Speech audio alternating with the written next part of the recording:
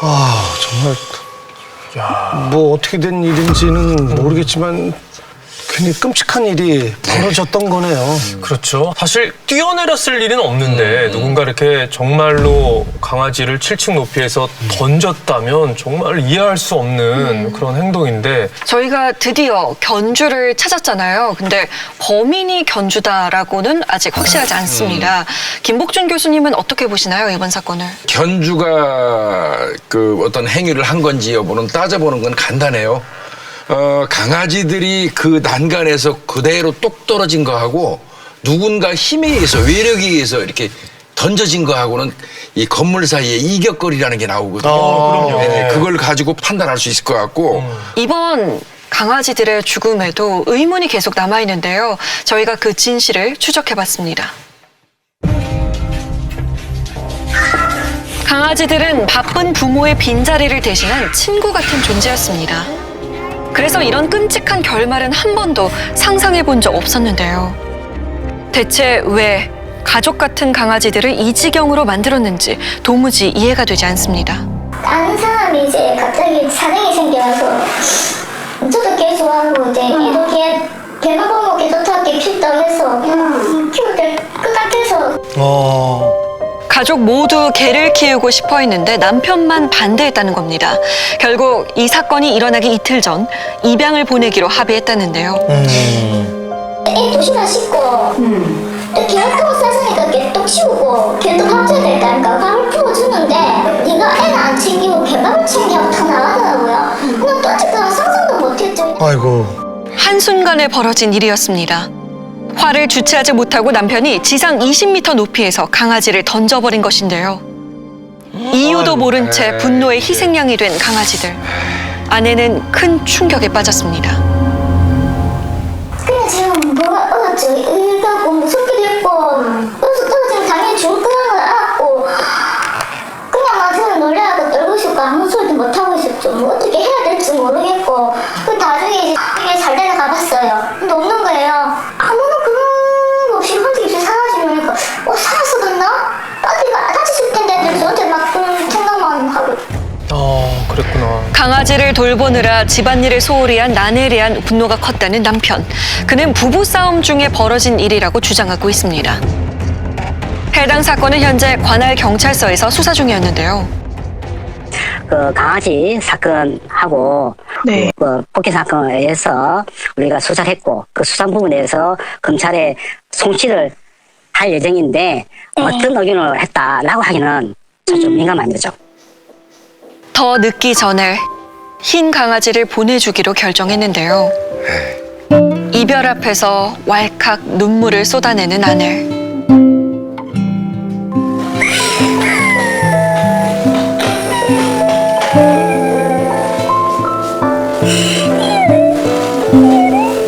지켜주지 못했다는 죄책감이 그녀를 힘들게 하고 있는 걸까요? 못해준 게 너무 많고 미안하고 아프게 해서 또 미안하고 이렇게 하면 나는 거기서 또 미안하고 더 이상 죄 없는 동물을 화풀이 대상으로 삼는 일은 없어야 할 것입니다.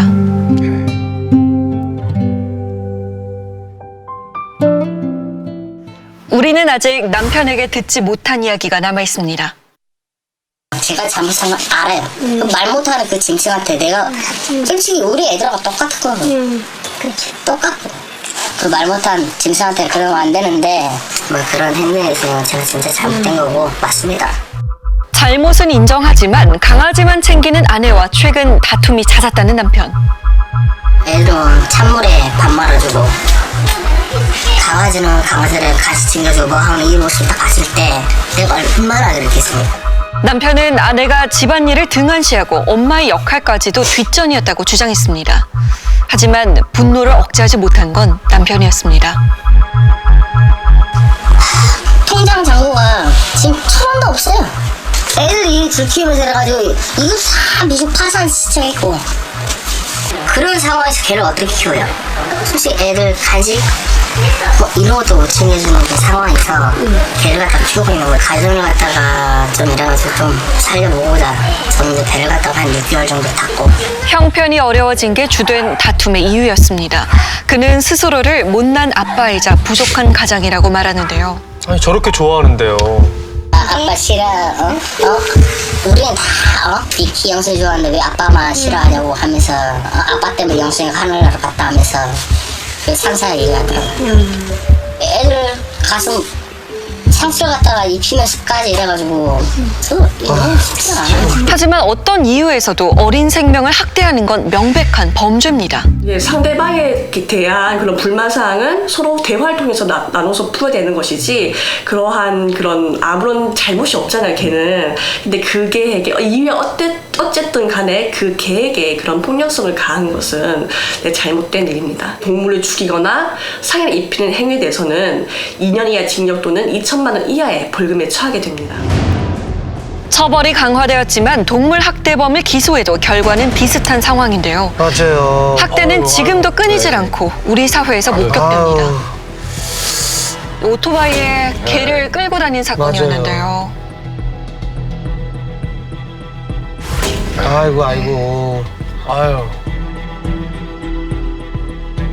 이 가해자가 주인이기 때문에 기소유예가 된 거거든요. 우리나라가 저게 너무 처벌이 가볍다고 하더라고요. 네. 저게 500건이 넘는데 실형은 한 2-3건일 거예요. 진짜 처벌이 예. 가볍네요. 예. 우리가 침묵하는 사이 비극은 또다시 반복됐습니다. 어떡해. 진짜 미치겠다. 아이고.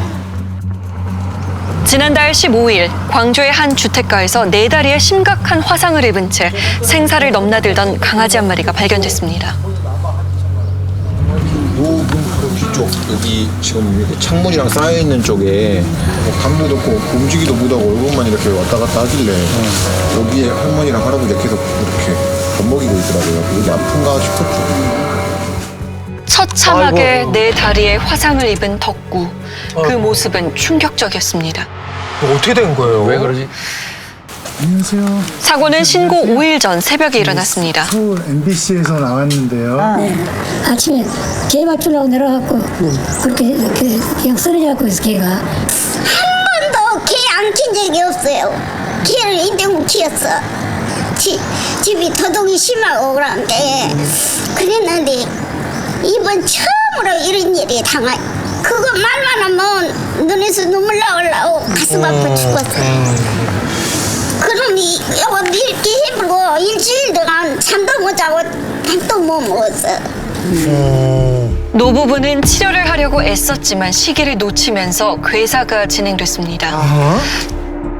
신고 이튿날에 가까스로 병원에 옮겨졌는데요.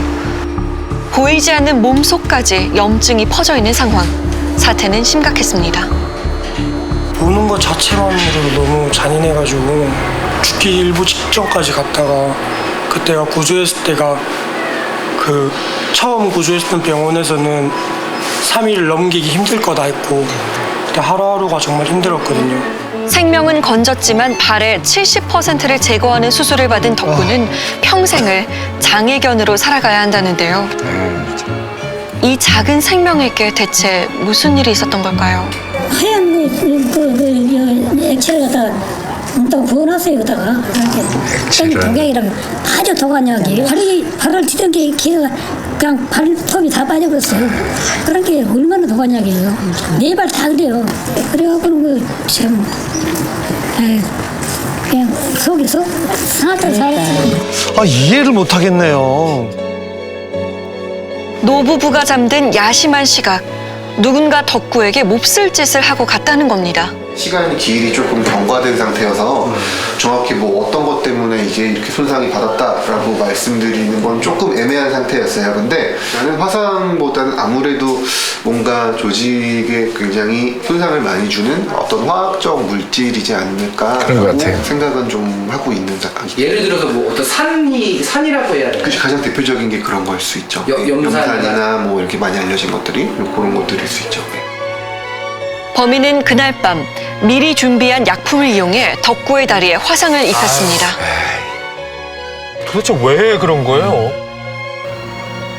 집을 비추는 CCTV에는 그날의 상황이 남아 있을 텐데요. 혹시 수상한 방문자는 없었을까요? 그날 토요일 아침에 발견했는데 토요일날 자정까지 우리가 일단 CCTV를 분석을 했거든요. 일단 외부 침입 흔적은 발견이 안 됐고 국과수에 보낸 것이 이제 개를 싸고 있던 담요, 발톱 4개, 뭐 혈액하고 개를 담고 있던 목줄하고 약동물 감정을 했는데 전부 음성으로 나왔고 명확한 증거가 전혀 없는 상황이긴 하네요. 그렇죠. 용의자를 특정할 수 있는 상황이 아니죠. 지금. 누가 덕구를 이렇게 만들었는지 밝히기는 쉽지 않다는데요. 하지만 이번 사건을 지켜본 범죄심리학 전문가는 이런 동물학대 사건을 절대 가볍게 여기면 안 된다고 말합니다. 대부분 화풀이의 대상은 자신보다 약한 대상이 일반적이거든요. 애완동물들이 주 대상이 되는데 생명체라는 인식보다는 물건이라는 인식이 더 강해요. 그런 사람들의 경우에는 동물을 잔혹하게 살해하거나 또는 학대하는 것에 대해서 전혀 죄의식을 못 느끼는 거죠. 따라서 지금은 동물에 대한 학대이지만 그것이 결국은 약한 인간에 대한 학대로 확대될 수 있기 때문에 더욱더 위험한 전조라고 볼 수 있는 거죠. 결국은 저게 문제예요. 그렇죠. 분노를 연약한 대상에게 표출하는 것이 가장 큰 문제라는데요. 싫어하면서 직원들도 그렇고 저도 그렇고 조금 너무나도 명확하게 뭔가 인위적으로 좀 손상을 받은 걸로 판단이 되기 때문에 같은 사람으로서 좀 이렇게 한 생명인데 이 친구도 그렇게 했다는 것 자체는 굉장히 좀 부끄러워해야 될 일인 것 같아요. 말 못하는 동물이라서 그런지 너무 처벌 수위가 가볍고 그러니까 별로 크게 죄의식을 못 느끼고 범행을 저지르는 것 같고요. 좀 많이 강화되어야 된다고 생각하고 있습니다. 그리고 얼마 전 덕구가 아픔을 딛고 한 발 한 발 걷기 시작했다는 소식이 들려왔는데요. 너무 대견하죠. 아이고 세상에. 엄청 고생했겠다. 인간의 화풀이 대상으로 상처받거나 학대받는 동물이 더 이상은 없기를 바랍니다.